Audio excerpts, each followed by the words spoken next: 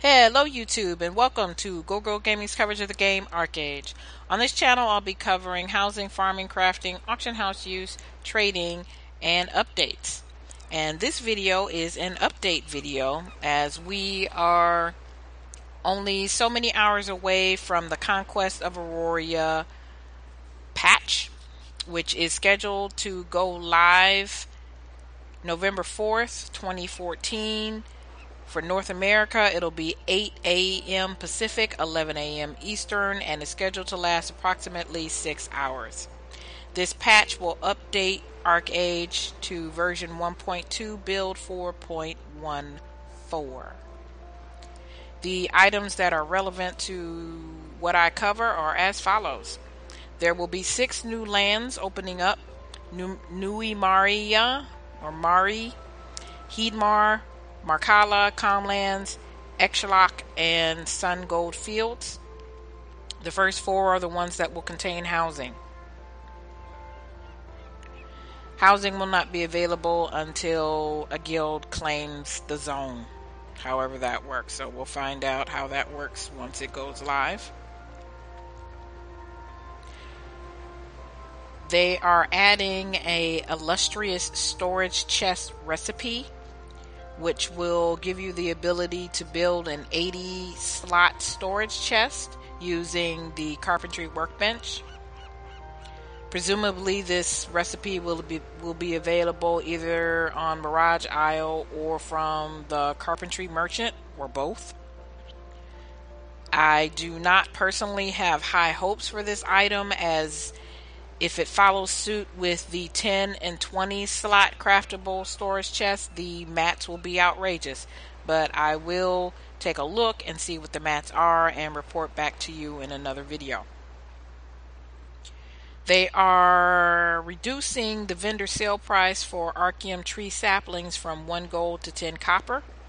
The Archeum tree saplings are sold on Mirage Isle. There are vehicle designs that will be added to Mirage Isle.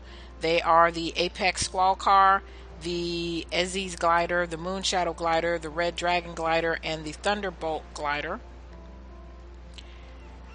All 4 of the gliders plus the Feathered Dragon Glider will be rebalanced, as in their flight properties will be rebalanced. Reportedly, this is to prevent any one glider from being the overwhelming best option in almost all cases due to a combination of flight properties and abilities. These gliders are now differentiated by their unique abilities, which have not been changed. I'll do a video on the gliders and we can take a look at that in a later video. The car designs from the Honor Points vendor and the vocational, which is basically the Blue Salt Brotherhood, have been removed. The cars have been removed. The designs, rather. Again, this is reportedly for rebalancing. I've test driven those cars in alpha and I didn't see the difference between any of them. I don't understand the rebalancing. If anybody happens to know what they're talking about, please feel free to leave a comment. I never saw a difference between any of the cars other than how you acquired them. But they're removing the vehicle designs, quote unquote, for rebalancing. If you've already purchased the designs, you will not have them removed, but you won't be able to build the cars either until they are reintroduced into the game. The 4-slot farm wagon recipe will be updated to require the 2-slot farm cart summoning scroll as a component, making the farm cart an upgrade path instead of a separate item.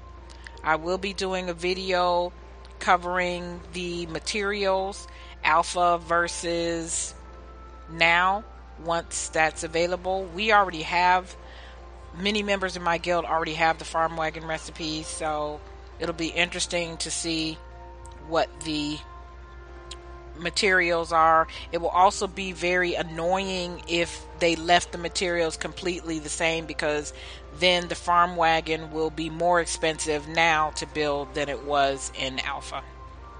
But we shall see. Lastly, here are just a few, basically 3 more notes that are a little bit off topic but nonetheless important enough to cover. And that has to do with the interface. They are adding the ability for players to report spam in chat. All you have to do is right click the character name on chat, or use the /spam and the character's name to submit a report to a game master. For those of us who have been playing the game, we all know that this is a long time coming. Both Nation and particularly Fashion Chat, at least on the server that I'm on, is virtually unusable because of all the gold spamming. So hopefully this will help with that. They're also going to add a notification to the trade interface when a locked trade changes to an unlocked trade. And they're going to add a 3-second delay before the trade interface's accept button is available when the lock status is changed on either side. I'm guessing this is to keep players from screwing each other out of stuff. That's just a guess on my part. And that is it. The update is about 150 megabytes. And basically, when you click on Glyph, as usual, you will see the word update. And you click on it and wait for it, and then plot out. So, that's it. Please like, subscribe, tell a friend. And we will see you in the next video, where we'll be covering the new stuff that is going to come out in this patch. And thank you all so very much for watching.